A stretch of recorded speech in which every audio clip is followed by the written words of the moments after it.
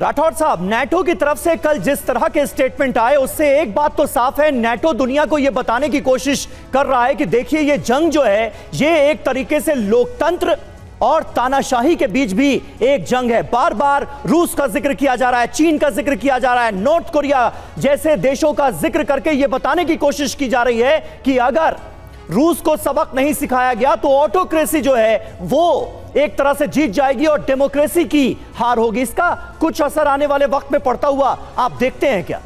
देखिए समीर, जो वाशिंगटन में हो रहा है समारोह, ये नेटो की 75वीं वर्षगांठ है जी। इसमें नेटो अपने आप को जस्टिफाई कर रहा है, अपने एग्जिस्टेंस को। खास करके कोल्ड वॉर ख़त्म होने के बाद नेटो का कोई एग्जिस्टेंस जस्टिफाइड नहीं था।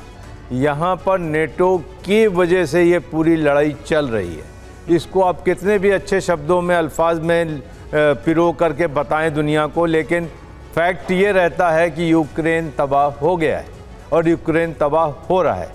अब आपने जो एक बात की थी 2 मिनट पहले कि यूक्रेन को नेटो में कब शामिल करेंगे, वहाँ एक छोटा सा बयान आया था कि हम एक ब्रिज ऑफर कर रहे हैं, इस डिकेड में शामिल करेंगे।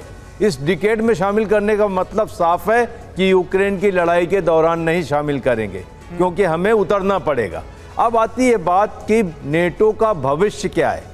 नेटो का भविष्य अमेरिका है। अमेरिका मिलिटरीली कमज़ोर हो रहा है, फाइनेंशियली कमज़ोर हो रहा है और डिप्लोमेटिकली कमज़ोर हो रहा है। और नेटो के लिए अलग अलग कॉन्फ्लिक्ट जोन खुल रहे हैं। आप रेड सी में जाएंगे, आप पर्शियन गल्फ में जाएंगे, क्या आप कैस्पियन सी में जाएंगे, आप इंडो पैसिफिक में जाएंगे, इस जगह जा रहे हैं। और आपको नचा कौन रहा है? 2 सुपर पावर, रूस और चाइना, और 2 स्मॉलर पावर, नॉर्थ कोरिया और ईरान। लेकिन आपको पूरी दुनिया में वो नचा रहे हैं। तो आज नेटो अपने भविष्य को खुद देख रहा है कि हम कहाँ जाने वाले हैं। आज हम बात कर रहे हैं नॉन नेटो एलाइज की। अफ्रीका में आप नॉन नेटो एलाइज ढूंढ रहे हैं, आप फार ईस्ट में नॉन नेटो एलाइज ढूंढ रहे हैं, आप पाकिस्तान में नॉन नेटो एलाइज फिर से देख रहे हैं। तो अगर ये सारी चीज़ें आप फिर से कर रहे हैं तो दुनिया को आप फिर से कॉन्फ्लिक्ट की तरफ प्राइम कर रहे हैं। जो नेटो ने करना चाहिए वो करना चाहिए to find peace in Ukraine, वो नहीं हो रहा है। एक छोटा सा उसके अंदर नेटो में एक आर्टिकल है कि जो नेटो का मेंबर होगा वो 2% जीडीपी का अपने डिफेंस बजट पे खर्च करेगा। 2% डिफेंस का जीडीपी का खर्च करने का मतलब है लिथुआनिया, एस्टोनिया ऐसे मुल्क कर सकते हैं। ये सारा पैसा जो है डिफेंस इंडस्ट्रीज में जाएगा।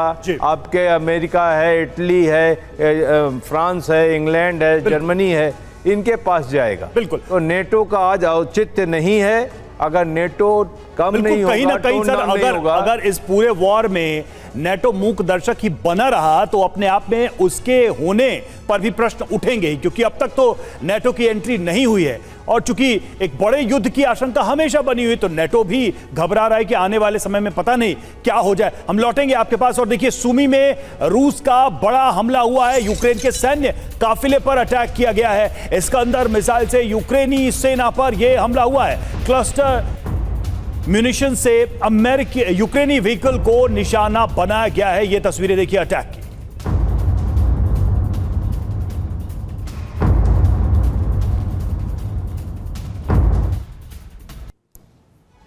और देखिए, खबरों में आगे बढ़ते हैं। अगली अहम खबर, प्रधानमंत्री नरेंद्र मोदी के मॉस्को दौरे पर पेंटागन का बयान आ गया है। भारत रणनीतिक साझेदार है और रहेगा, यह कहा गया है अमेरिका की तरफ से।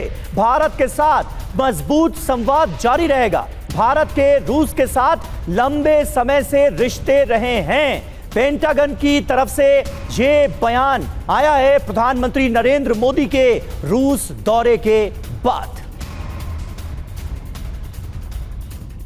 और मोदी पुतिन की दोस्ती अमेरिका को कैसी लगी, अमेरिका पर इसका क्या असर हुआ, इन बयानों का, इस मुलाकात का, इन तस्वीरों का कुछ अहम तथ्य हैं, उस पर नजर डालते हैं जल्दी से। देखिए, मोदी पुतिन की दोस्ती अमेरिका को कैसी लगी। तो पहली बात, भारत यूक्रेन में शांति प्रयासों का समर्थन करेगा, ये पेंटागन की तरफ से कहा गया, पेंटागन के अधिकारी की तरफ से कहा गया। भारत हमारा रणनीतिक साझेदार है और रहेगा, यानी भारत को लेकर काफी सॉफ्ट एंगल दिखाया जा रहा है इस मीटिंग के बावजूद। बिल्कुल, और हम भारत के साथ मजबूत बातचीत जारी रखेंगे, यानी भारत और रूस के रिश्तों का असर भारत अमेरिका के रिश्तों पर नहीं पड़ेगा, ये कुल मिलाकर कहा गया है। पुतिन पीएम मोदी की यात्रा का फायदा उठाने की कोशिश करेंगे, रूस दुनिया से अलग थलग नहीं, पुतिन ये संदेश देने की कोशिश करेंगे, ये सीधे तौर पर कहा गया है पेंटागन की तरफ से।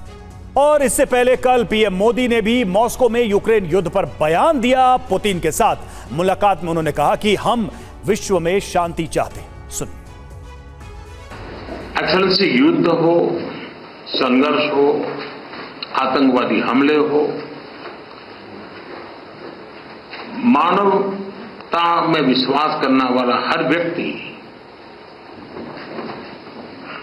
जब जानहानि होती है तब बहुत पीड़ित होता है, लेकिन उसमें भी जब मासूम बच्चों की कत्ल होती है, मासूम बच्चों को मरते हुए देखते हैं, तब हृदय छलनी हो जाता है और वो दर्द बहुत भयानक होता है।